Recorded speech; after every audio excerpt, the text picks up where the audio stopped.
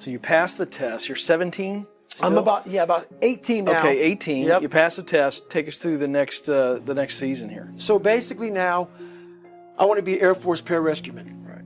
And so I couldn't even swim. And in special operations, I didn't even know this. There's only 1% of African Americans in special operations, totality-wise, as far as Navy SEALs, Army Rangers, Green Berets. And let me ask you this. This is a good one. I want to ask, what led you to this specific area of service? Was it random? Well, my grandfather was in the military for about 30-some years. And I was obsessed with the military growing up, just obsessed with the uniform. And I knew that was my way out, the military. But I didn't know you had to actually be intelligent. I thought it was just about push-ups and sit-ups. Sure. So to be in the so to be a pararescueman, they gave you this warning packet. It was a warning order. And after I passed the ASVAB test, they gave me this packet. It was like, okay, like a training packet. Push-ups, sit-ups, flutter kicks, all these different things. The very last page talked about swimming. I figured I'm a pretty good athlete. Swimming is easy. I'm negative buoyant. So why there's not a lot of African Americans in special ops? Because over 70% of African Americans are negative buoyant. Right. Which means they sink. That's right. And it's not due to muscle mass, it's due to bone density. That's right. So when I went to the pool, I tried to float. That's the first thing you have to do is learn to float. I sank like a lawn dart. Yeah. I'm at the bottom of the pool, walking at the bottom of the pool.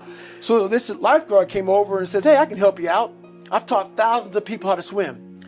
He tries to help me out. I lawn dart to the bottom of the pool again. And when I come back up, he says, man, you're screwed. And I was like, why? Yeah. That's when he started talking to me about negative buoyancy and stuff like that, how hard it is to stay above water. Sure. So I put the same work ethic into my learning as I did in the swimming. Yeah. A few months later, I was swimming. And then I go off to pararescue school. So my whole thing was I wanted, the military was my way to find self-esteem. I had to start building on something, and I started building on, education. Then I had to start learning how to find mental toughness. And this is where I started finding was in the military. But once again, God whenever life would start getting good for me, God would throw a nice anchor and stop me right there. So I'm going through pararescue training, and there's this evolution called water confidence. And water confidence is pretty much what gets people kicked out of special forces, special operations is the water. And they try to drown you, pretty much. This was not in the warning order, so I didn't know anything about water confidence. Long story short, what it is they put 16-pound weight belts on you, whatever they can do to make you uncomfortable in the water. So for 6 weeks of a 10-week program, I became very uncomfortable. We got down to about 25, 30 guys left. I was one of them. And getting near graduation of this program, I'm thinking, my God, I'm about to get through this. Barely, though. Water confidence is killing me. Right. They took me to medical. They drew my blood and realized I have sickle cell. Yeah. So sickle cell is a blood disease that some African Americans have, which is not good. No. So they took me out training for a week. And when you go from being uncomfortable, that's your lifestyle, you get used to being uncomfortable. Right. When you go back to being comfortable, your mind says, I don't want to go back to being uncomfortable again. That's right. So I was like, I don't want to go back to the water. So my whole mindset was, I want to get out of this training. So I was hoping that they were going to medically disqualify me from pararescue program. That didn't happen. A week later, the doc called me in the office and said, hey, guess what, man? We're going to put you back into training. I was like, okay, well, I missed a week. I got about 2.5 weeks left. I can do this. I went back to the CEO, the commanding officer. He said, hey, guess what? We're going to start you back from day one. And when he said that to me, my mind went back to the old David Goggins. So I thought I had changed. Yeah. Learn how to swim, learn how to read and write. All I was doing was attacking the surface. I wasn't getting down into the dungeon of what was really bothering me. So whenever tough times would happen, any tough time that would, really tough time that would happen, I would go back to the sewer of my mind. So this happened, I went back to lying. I said, hey, you know what, CEO? This guy, the doc didn't know about sickle cell. He didn't give me a good reason why. He's talking about sudden death, heart attack, stroke. I'm not comfortable. So he gave me a medical from pararescue. So he allowed me to leave. But I really quit. I didn't want to go back in the water again. Right. And that's when I went from weighing 175 pounds to 297 in about 3.5 years. Wow. So I did a job called TAC-P. Yeah. controlling fast movers behind enemy lines. But that job wasn't a job that I wanted. And the spiral of depression, of trying to find things that I was comfortable doing. And whenever you find things that you're comfortable doing, you're going away from the journey of life. And I was going so far away from my journey that my weight showed my whole mindset. Yeah. Well, we're going to keep going forward, but I want to stay here for a moment because one of the chapters that I've pulled out to talk about is chapter 5, the armored mind. Yes, sir. And you talk a lot about negative self-talk. Yep. And we all have a negative voice. That's right. Some of us deal with it more than others. Right. Some of us, we deal with it in different times. It manifests itself very, very different for all of us. Right here in this story, I want to go right back where you left us. Mm-hmm. You lie, you get yourself out of that particular service. Right. And then you put on all this weight over 3 years. Was it the negative voice? How did the negative voice lead you to the weight gain and kind of keep you in the sewer, as you say? So the most important conversation you'll ever have is the one you have with yourself. You wake up with it, you walk around with it, eventually you'll act on it. And my self-talk was the most disgusting self-talk of all time. So the sewer of my mind, like I said, you have to go back in there and fix things. A lot of us are afraid. Like right now, 20 years ago, you wouldn't find me on this show. I was too embarrassed to tell you I stuttered, I lied, all these different things, getting beat up, getting bullied, whatever happened. But that's where the true transformation starts to happen. When you can look at people, anybody, thousands of people, one person, and say, hey, this is who I am. And this is where I have to fix myself. And this is where it really happened. I thought it happened when I was in, 19, 18 years old, trying to pass this military test. Right. It happened here when I was almost 300 pounds, spraying for cockroaches, making $1,000 a month. And, people called me dumb. My dad called me so many things, it's not even funny. Being beat just stripped me of all self-esteem. This is when I realized I was alone on this earth. Yeah. I have God alone on this earth, and I have to fix everything. So this is where I started to develop an indestructible mental toolbox. Okay. So I came home one night after spraying for cockroaches at Ecolab, and literally I was praying at Steak and Shake, and I would go across the street to 7-Eleven. I had a 45-minute commute home. So I worked from 11 o'clock at night to 7 o'clock in the morning. Okay. I had a 45-minute commute home.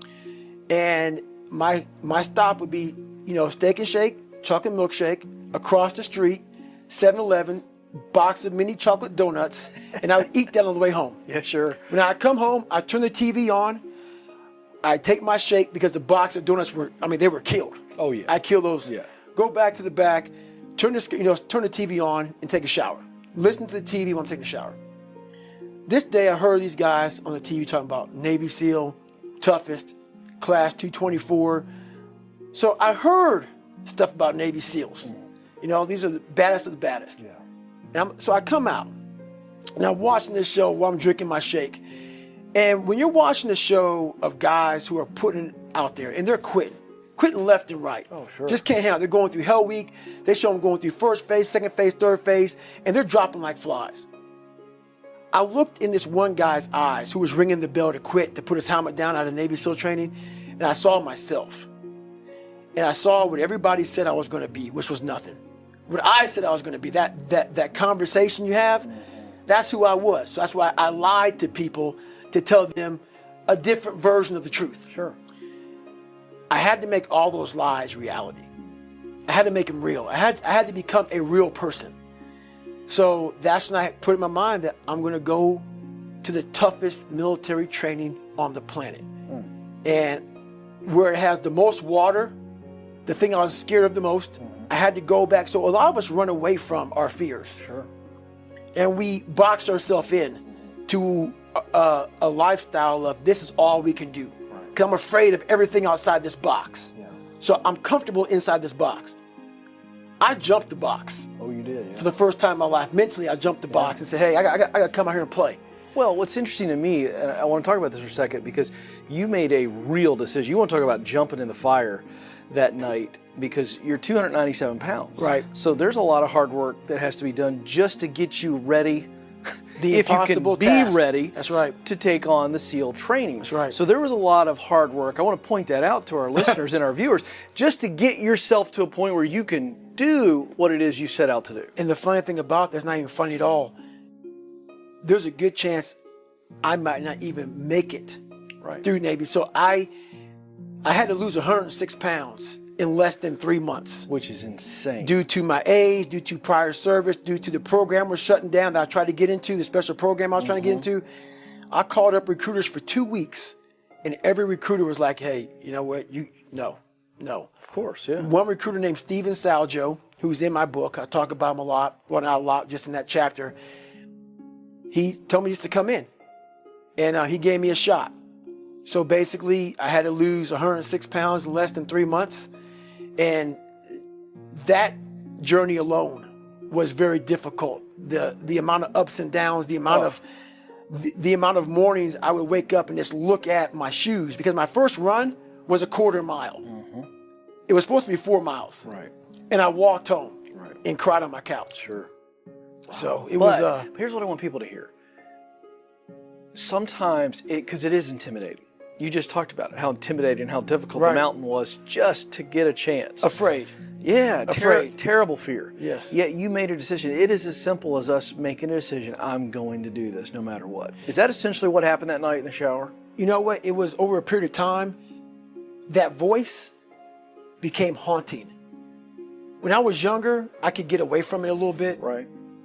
When it becomes something that steady just pecks at you all day long, no matter what you're doing, like if I was talking to you back then when I was 300 pounds, I could be talking to you in this voice at the same time, like, what are you doing? What are you doing, man? You're a loser. Where you going, man? This is what you can do your whole life. Right. So it'd be talking to me as I'm talking to everybody. It was almost like I had two people. And I'm like, good God, just shut up. Just I want to be comfortable. I want to be left alone. Like I don't want to face all these things that life gave me.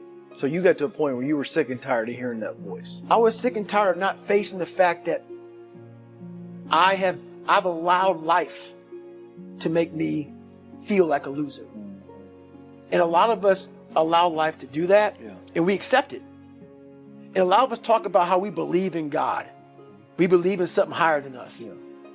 If that is truth, you won't allow yourself to feel that way. That's absolutely right.